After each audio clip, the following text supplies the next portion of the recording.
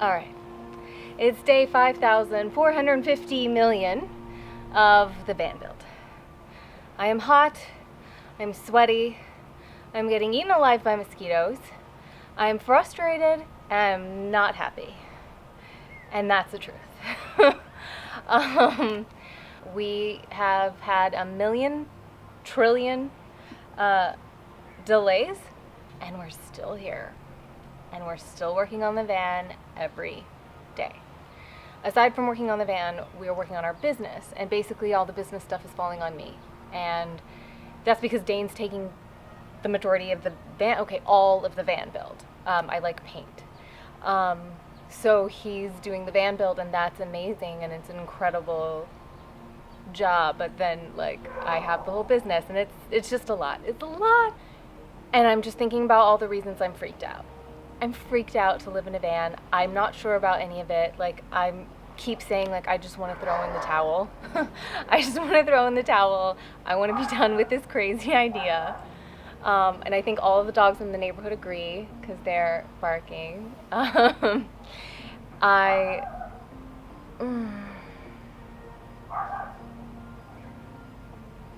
There's so many reasons I don't want to live in a van anymore. Reason number one, I don't want to live in a Walmart parking lot. Okay, I don't want to do that. And I was totally fooled by all of the Instagram amazing photos of van life overlooking vistas and mountains and oceans and all of that. That's amazing. That's what I wanted. Apparently that's only a fraction of the time. The more I get to know people from the community and the more I hear real stories about what life's really like living in a van, I'm thinking it might not be what I want. At the same time, these amazing people that do live on the road have put things in perspective for me and have, simply stated, you earn it. You earn those times where you wake up to a waterfall. You open your doors to the van and there's a waterfall, there's the ocean, there's whatever you want to see. Because you earned it. Because there's going to be a lot of Walmart parking lots and hotel parking lots and side of the road, people knocking on your door telling you to leave because you can't park there. Apparently that's part of the journey, and it's going to suck, but hopefully the waterfalls will be worth it. I don't know. What else? Let's see, what else am I freaked out about? I'm afraid my pets aren't going to like it. I love my pets. We love our pets.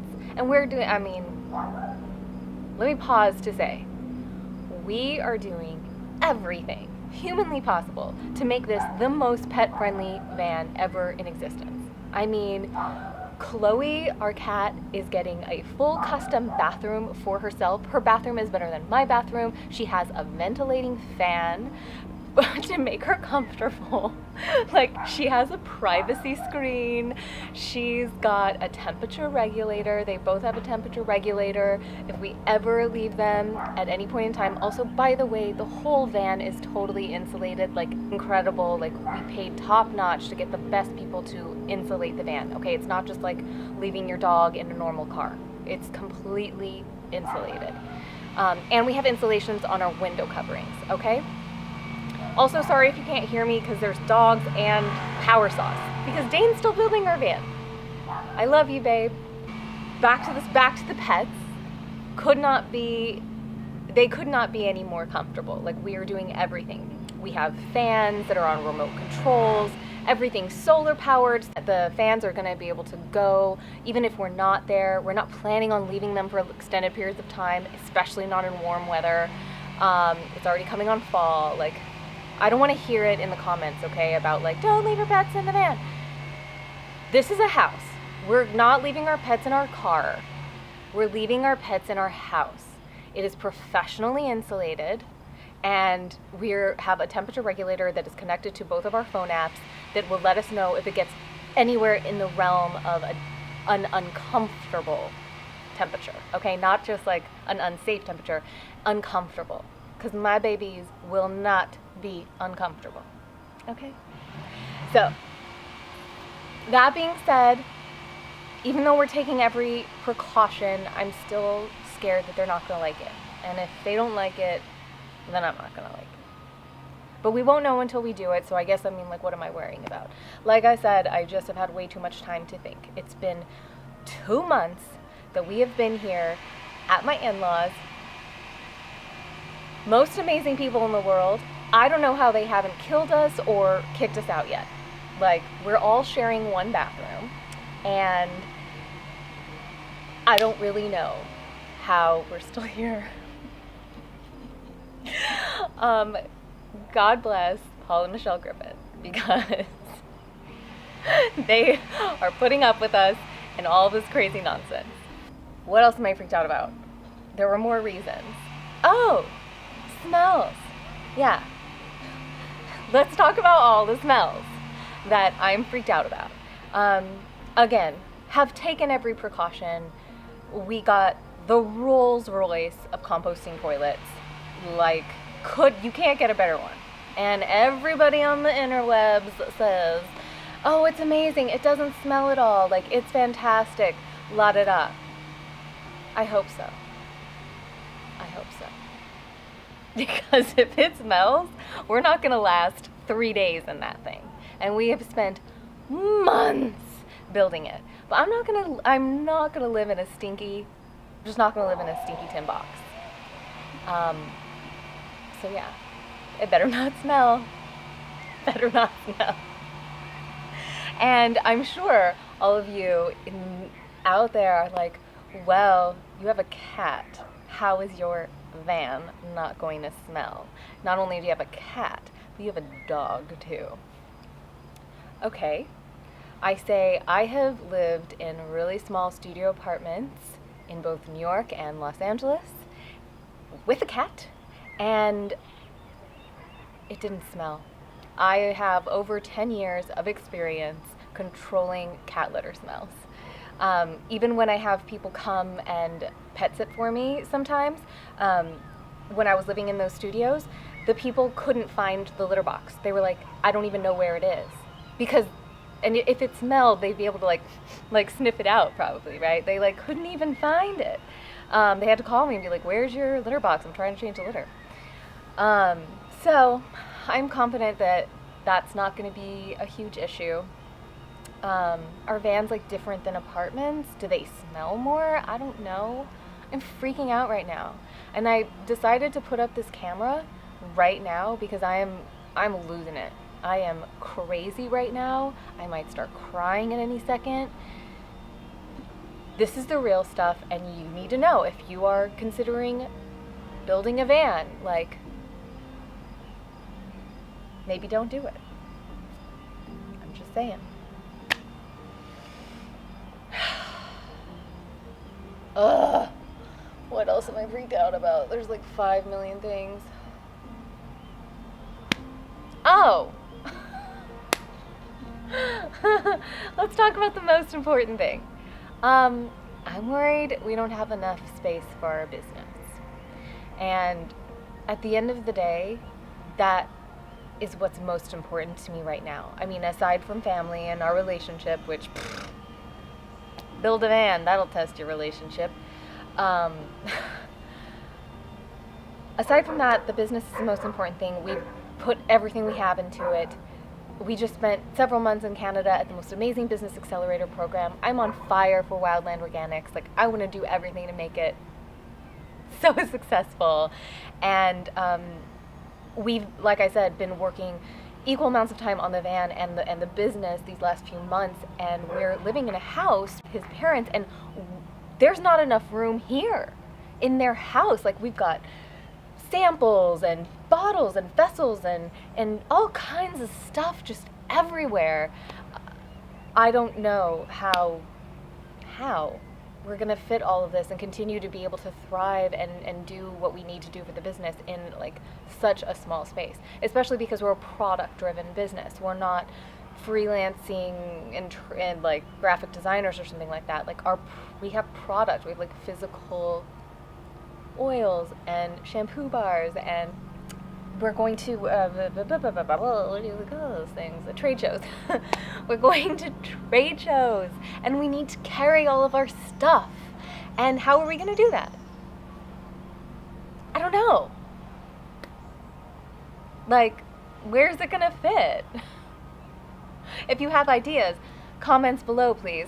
If you've done this before, comments below, please. I would love some mentors. If there's anybody out there who has run a business from a mobile home, please let me know how you do it. Thanks. And also, if you have, I guess, any helpful advice, I would really, really love to hear it right now. Like, I need positive, helpful advice if I'm going to get through this insanity. Also, if you think that I'm crazy and I should just stop, you can go ahead and tell me that too. That's cool. That's cool. I mean, because I tell myself, because I kind of tell myself that every day. I'm like, how are you so crazy? How are you guys so nuts? And I don't know. What I really hope is that I'm going to look back at this rant and rave months from now, totally happy and loving van life, and being like, girl, you had nothing to worry about. So hopefully future self is saying that to me now. Because this sucks right now. Sucks right now. But at the end of the day, we did this to push ourselves. I did this to push myself. Can I live light and really find the essence of what makes us happy in life? What is going to allow us to thrive and be the best versions of ourselves that we can be, so that we can contribute to the world and be happier on a daily basis. I mean, that's why I started this whole thing. That's why I wanted to do this. I wanted to unburden myself. And I think I'm just so, ugh, the bugs. I'm so bugged out because I'm feeling overwhelmed. I'm feeling more burdened than ever. Like, this van build was supposed to unburden us, and I feel more burdened than I have ever felt in my life. And I think that's where this all boils down to. What we're doing is just way too much. It's way too much. So, like, if you're considering doing what we're doing, don't do that. Don't do that. It's too much. Van or no van, I don't care where I live. I just want to live light. I want to live light, and having all of these things we're trying to do at the same time is not light. That's not light. That's a lot. So I'm struggling right now. I do see that it's only maybe a week or two away from being done. So I should just push through, and then we'll see. I hope to have a lot more inspiring advice for everybody when I'm on the other side of this. But right now, I just wanted to be real and let you know that, like, I'm freaking out. And just in case anybody's wondering, Dane is not. He's not freaking out. Not at all. He loves the van. He loves the van build. He's confident everything's going to work out with business. He's cool as a cucumber. It's nice to be Dane. Is it possible to, like, make Freaky Friday come true? Because, like, that would be super awesome. Would, like, love to be him. But yeah, I see it. I see, like, just even speaking it out loud, I see, like, well, if he's fine with it, why can't I be? Because I'm tightly wound and stressed out to begin with.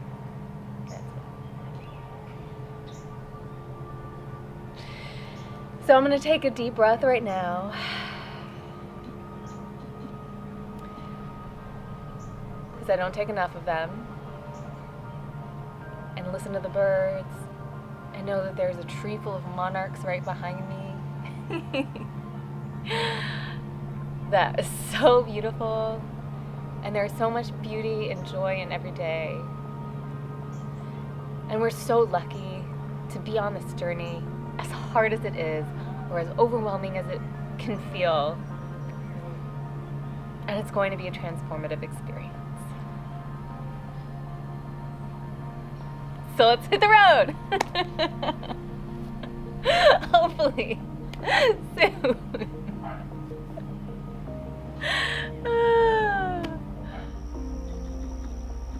Check out this magical monarch tree. There they are. Look, they're everywhere. Can you see them? They're like, they look like leaves, but they're butterflies.